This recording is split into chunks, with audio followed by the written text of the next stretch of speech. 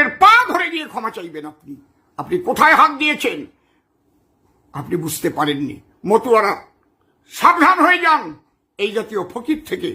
আপনারা কোন রকম কোনো অসুবিধায় পড়লে 2014 সালের 31শে ডিসেম্বরের আগের কাগজ যার কাছে আছে এবং আপনার হিন্দু প্রমাণের কাগজটা আপনি বের করে রাখেন, আপনার প্রতিটা গ্রামের পাশেই দেখবেন হিন্দু মিলন মন্দির রয়েছে, না হয় হিন্দুদের কোনো মন্দির রয়েছে, রেজিস্টার্ড সংস্থা রয়েছে হিন্দুদের, সে সৎসঙ্গ হোক, শ্রীগুরু সংঘ হোক, ভারত সেবা সংঘ হোক, তা বৈষ্ণবদের হোক, নবদ্বীপের হোক, মতুয়া মহাসংঘ হোক, একটা কাগজ আপনি ওখান থেকে নিয়ে নেবেন যে আপনি হিন্দু, এবং 2014 সালের 31শে ডিসেম্বরের আগে একটা প্রমাণ যেন আপনার হাতে থাকে।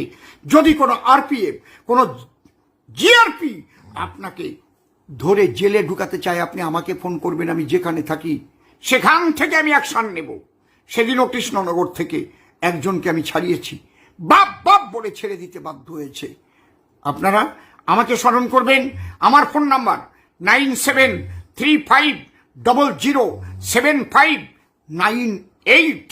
আমি আবার বলছি 9735007598।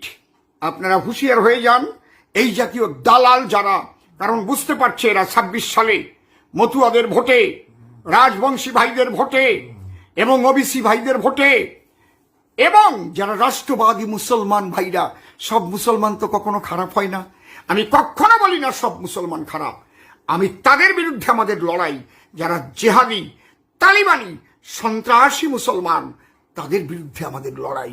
আর যারা রাষ্ট্রবাদী মুসলমান, শিক্ষিত মুসলমান, যারা ফিরাদ হাকিমের মতো এরকম বলে না, তালিবানি কথা বলে না, আজকে তাদের সঙ্গে আমরা ভাই ভাই হয়ে একসঙ্গে ভারতে বসবাস করব। আমরা একই বৃন্তে দুটি কুসুম, হিন্দু মুসলমান, মুসলিম তার নয়নমণি, হিন্দু তার প্রাণ। এটা মনে রাখবেন।